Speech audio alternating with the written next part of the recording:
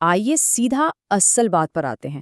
بچپن کے شروعاتی مہینوں میں بچے کو جس ذائقے کی پہچان ہوتی ہے نا، وہ دراصل اس کی پوری زندگی کی صحت اور پسند ناپسند کا فیصلہ کر رہی ہوتی ہے۔ یہ چھوٹے چھوٹے نوالے صرف پیٹ نہیں بھر رہے، بلکہ آنے والی زندگی کا معیار طے کر رہے ہوتے ہیں۔ اس ایکسپلینر کا مقصد بچوں کی دیکھ بھال کرنے والوں کو ایسی ٹھوس اور تحقیق پر مبنی معلومات دینا ہے جو واقعی عملی زندگی میں کام آتی ہیں۔ یہ سفر پہلے نوالے سے شروع ہو کر زندگی بھر کی پختہ عادات تک جاتا ہے۔ اور ہاں، صحت مند کھانے کی عادات کوئی اتفاق نہیں ہوتی، یہ ایک سوچی سمجھی حکمت عملی کا نتیجہ ہوتی ہیں۔ تو چلیے جلدی سے دیکھتے ہیں کہ آج ہم کن چیزوں پر بات کریں گے۔ زندگی بھر کے غذائی عادات، گھر کے کھانوں کی طاقت، ٹھوس غذا کی شروعات، بڑھتے بچوں کا مینیو، کھانا کھلانا کی نفسیات اور آخر میں انفیکشن کنٹرول۔ پہلا حصہ، زندگی بھر کی غذائی عادات جو ذائقے اور صحت کی بنیاد ہیں۔ ایک بہت ہی عام غلط فہمی یہ پائی جاتی ہے کہ بچوں کے کھانے میں نمک اس لیے ڈالنا چاہیے کیونکہ وہ بڑوں کو پھیکا لگ رہا ہوتا ہے۔ لیکن یہاں سمجھنے والی بات یہ ہے کہ نمک ملانا دراصل بڑوں کی اپنی عادت ہے، کسی بچے کا یہ مطالبہ بالکل نہیں ہوتا۔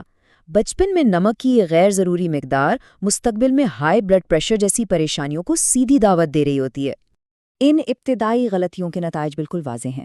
غیر ضروری چکنائی اور بہت زیادہ میٹھا کھانے کی عادت بچوں کے وزن میں تیزی سے اضافہ کرتی ہے۔ آج کل جو بچوں میں موٹاپے کی وبا عام ہے یا کولیسٹرول کے خطرات ہیں، وہ براہ راست انہی غلط عادات کا نتیجہ ہے۔ یہ وہ چیزیں ہیں جن سے بچنا انتہائی ضروری ہے۔ دوسرا حصہ، گھر کے بنے کھانوں کی طاقت اور پروسیسڈ فوڈ کے جال سے بچاؤ۔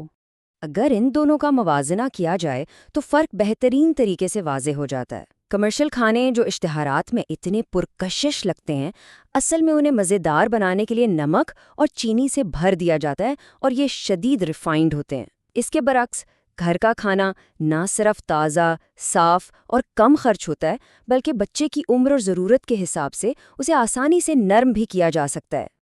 گھر کے کھانوں کا ایک اور بڑا فائدہ ان کا وقت اور موسم کے مطابق ڈھل جانا ہے۔ مثلاً سردیوں میں یخنی یا انڈے کا استعمال بچوں کو نزلہ زکام سے بچاتا ہے، جبکہ گرمیوں میں دہی اور جوس ٹھنڈک دیتے ہیں۔ اور ہاں، سہولت کے لیے ایک زبردست ٹپ یہ ہے کہ تیار شدہ پیوریز کو برف جمانے والی ٹرے میں ڈال کر فریز کر لیا جائے۔ ہے نا کمال کا آئیڈیا؟ تیسرا حصہ، ٹھوس غذا کی شروعات یعنی دودھ چھڑانے کا ٹائم لائن۔ خوراک کے حوالے سے وقت بہت معنی رکھتا ہے۔ تحقیق بتاتی ہے کہ 3 سے 4 ماہ کی عمر میں ٹھوس غذا تھوڑی مقدار میں شروع کرا دینی چاہیے، کیونکہ اس سے وہ غذائی اجزاء ملتے ہیں جو صرف دودھ میں نہیں ہوتے۔ پھر 6 سے 7 ماہ کے دوران بچے وہ غذائیں شوق سے کھاتے ہیں جو وہ خود ہاتھ میں پکڑ سکیں، جیسے روٹی کا ٹکڑا۔ اور 1 سال کی عمر تک پہنچتے پہنچتے بچہ مختلف کھانوں کے حوالے سے خاصا ٹرینڈ ہو چکا ہوتا ہے۔ اب آگے بڑھتے ہیں اور دیکھتے ہیں کہ اس کی بنیاد کیسے بنتی ہے۔ نئے کھانے متعارف کرانے کی ایک مخصوص ترتیب ہے۔ سب سے پہلے اجناس یعنی گرینز سے شروعات کرنی چاہیے، اس کے بعد مرحلہ وار پھل، پھر سبزیاں اور آخر میں گوشت کی باری آتی ہے۔ یہ ترتیب بچے کے نظام انہضام کو نئے ذائقوں کے لیے تیار کرنے کا سب سے محفوظ طریقہ ہے۔ چوتھا حصہ، بڑھتے بچوں کا مینیو یعنی 1 سال کے بچے کے پورے دن کی ترتیب۔ پورے دن کا ایک بہترین مینیو کچھ اس طرح ہو سکتا ہے۔ ناشتے میں دلیا یا انڈا دیا جا سکتا ہے۔ دوپہر کے لیے سبزیاں، گوشت، یا پھر سب سے آسان طریقہ یہ ہے کہ جو سالن گھر کے لیے بنا ہو اسی میں روٹی چور کر کھلا دی جائے۔ رات کے کھانے میں چاول، کھچڑی یا سبزی گوشت کو بلینڈر میں پیس کر دیا جا سکتا ہے۔ اس طرح کا تنوع بچے کی کھانے میں دلچسپی برقرار رکھتا ہے۔ تو یہاں سب سے اہم نقطہ یہ ہے کہ دودھ کو ہضم ہونے میں کم از کم 3 سے 4 گھنٹے لگتے ہیں۔ یہ ایک بہت ہی عام غلطی ہے۔ دودھ کبھی بھی 2 کھانوں کے بالکل درمیان یا کھانے سے فوراً پہلے نہیں دینا چاہیے۔ اگر بچے کو مکمل بھوک نہیں ہوگی تو وہ دودھ کے علاوہ کچھ اور کھانے پر آمادہ ہی نہیں ہوگا۔ پھلوں کے استعمال کا بھی ایک بڑا سیدھا سا اصول ہے۔ چھلکے اور گودے سمیت جو مکمل پھل ہوتا ہے وہ بچے کو بہترین توانائی فراہم کرتا ہے۔ لیکن اگر جوس دینا مقصود ہو تو یاد رکھیں کہ وہ کھانے سے کم از کم 1 گھنٹہ پہلے دینا چاہیے تاکہ اصل کھانے کے وقت تک بچے کی بھوک دوبارہ چمک اٹھے۔ 5واں حصہ، کھانا کھلانے کی نفسیات اور ایک مثبت ماحول کیسے بنایا جائے۔ اب اس حوالے سے سب سے دلچسپ اور اہم اصول یہ ہے، مجبور نہ کریں، نہ ہی منت کریں۔ بچے کو زبردستی کھلانا یا اس کے پیچھے بھاگنا دراصل اسے کھانے سے اور زیادہ دور کر دیتا ہے۔ ایک پرسکون اور نارمل رویہ ہی بچے کو فطری طور پر کھانے کی طرف راغب کرتا ہے۔ اصل میں بچہ کھانا چاہتے ہیں، بس ہمیں انہیں تھوڑی سپیس دینا ہوتی ہے۔ کھانے کو پرکشش بنانا ایک بڑی کامیاب حکمت عملی ہے۔ خوش رنگ کھانا بچوں کی توجہ فوراً کھینچ لیتا ہے۔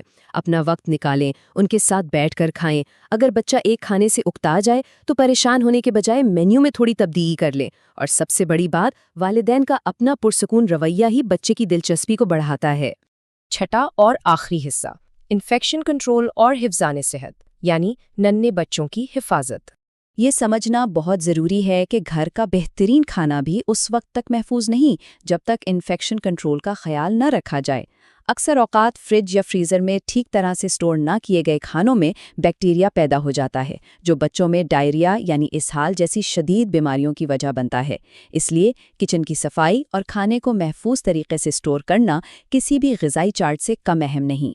اس جائزے کے اختتام پر ایک سوال واقعی سوچنے پر مجبور کرتا ہے: کیا تیار شدہ کھانوں کی آسانی اور اشتہارات کی چمک دمک ہمارے بچوں کی زندگی بھر کی صحت سے زیادہ اہم ہے؟ بچوں کی غذا اور ان کے ذائقے کی بنیاد آج رکھی جا رہی ہے، اور یہی بنیاد ان کے آنے والے کل کا ٹھوس فیصلہ کرے گی۔ اس اہم موضوع پر اپنے ارد گرد شعور پھیلاتے رہیے، کیونکہ یہ سفر یہاں ختم نہیں ہوتا۔